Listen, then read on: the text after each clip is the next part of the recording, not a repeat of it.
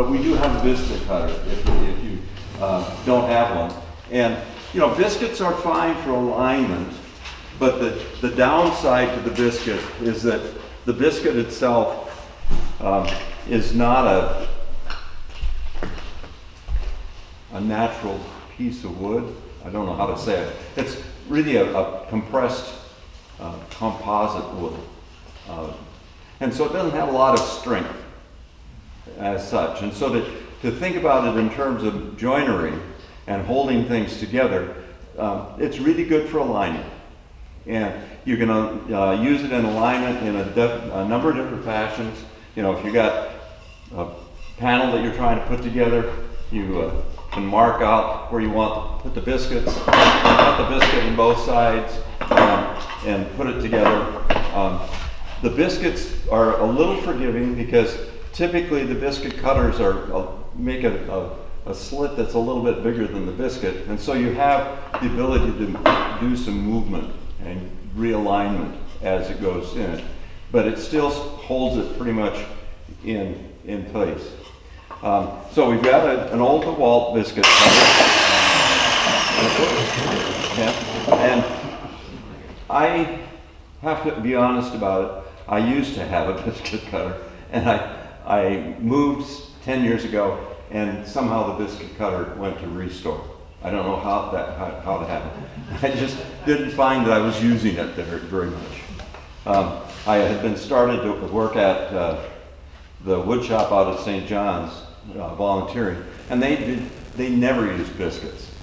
You know, they just put two boards together with some glue, and that's just all they had to do. You know, because that glue bond is stronger than what the biscuit will do for them.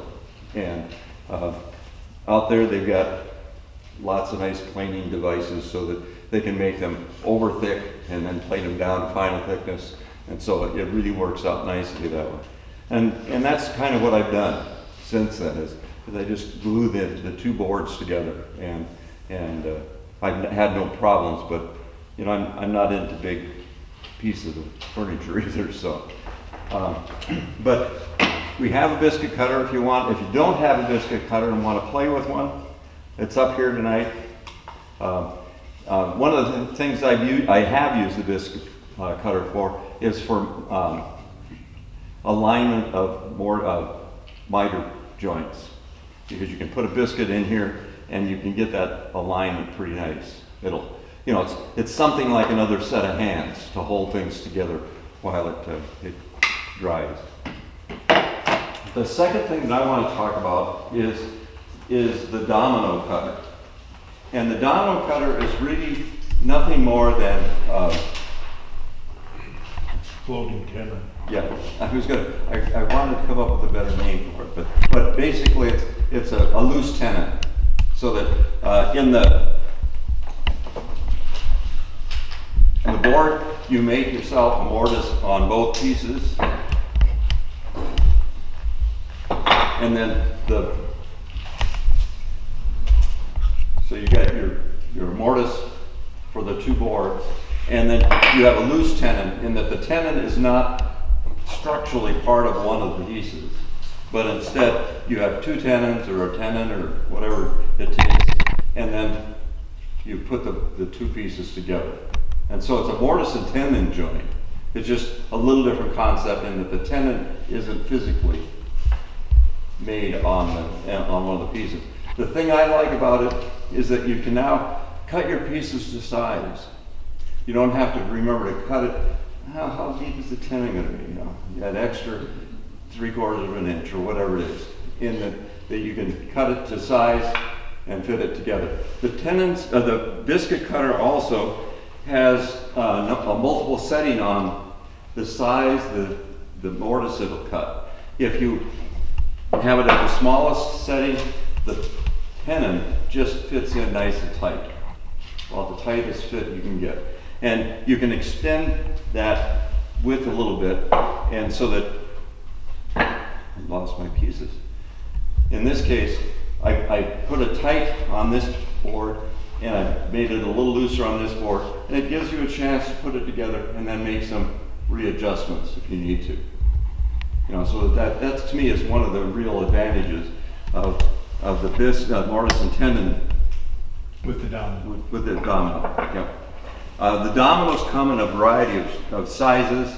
Right now, this cutter is only got a 5mm cutter bit in it, and so that we're really restricted a bit to the size of the biscuit or the dominoes that you can use. But there are other cutters. Just be aware there are other cutters, and we certainly could get other cutters. We just need to know what you guys need. I know that St. John's uses the dominoes quite a bit in a lot of their furniture construction, and they've got this will be number 9, and so the domino is about this long, and it's probably 3/8 of an inch. It's at millimeters. It's a German-made tool, so there's millimeters. It's some fictitious millimeter number. It's about 3/8 of an inch thick. And so that you can make, pretty good size tenons, and you get them in. The downside to this system is that you do have to buy the tenons, and the biscuit cutter is about $100, $150 maybe. This is $1,000, a little bit more than $1,000. So yeah, I was going to go that high. I know it's about $1,200 right now. Depends on what all, including the kits. But I found this one to be very nice for the kind of work I do. I make, a cross curvage board where I've got basically boards that go around a center piece in the middle. And so that I've been using the dominoes for making those joints on the boards. So we've got these up here for you to play around with tonight. We've got lots of red oak that somehow miraculously ended up in the back of my car the other day.